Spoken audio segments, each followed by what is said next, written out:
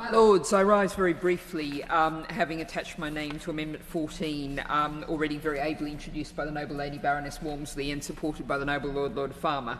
And also to just say that to further broaden the support for the family group decision-making process, broaden the political breadth of support by very strongly offering the Green Party support for that. Amendment 14, just to sort of set out, it differs from the amendment of the Noble Lady Baroness Stedman Scott, which just refers to 16 and 17-year-olds. And I think it's more expansive than the amendment from the Noble Lady Baroness Armstrong, in that it really stresses the need to make all efforts to ascertain the child's wishes and feelings and to give due consideration to them.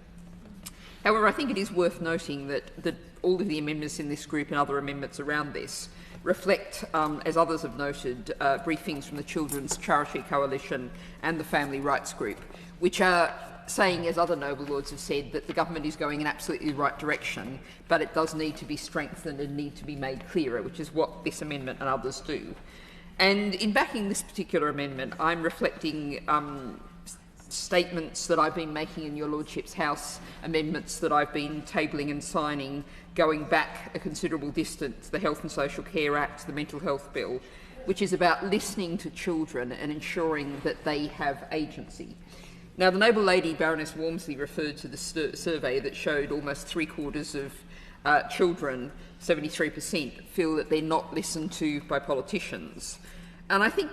we know that there's a mental health crisis, particularly among our young people. And one of the things that psychologists will tell us that's clear to us from a common sense perspective, that not having a sense of agency, not feeling like you have control, not feeling like you are being listened to, is actually damaging to your mental health.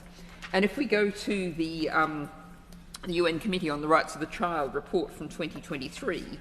it raised significant concerns about the significant barriers to meaningful engagement of children in decision-making in the UK,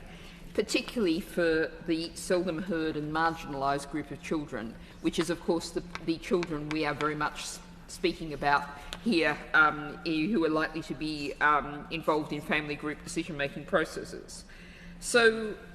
we've got to really ensure that people are listened to, that they feel that they have agency. And this is an amendment that takes us in the right direction in a constructive way. And I hope we're going to hear from the Noble Lady, the Minister,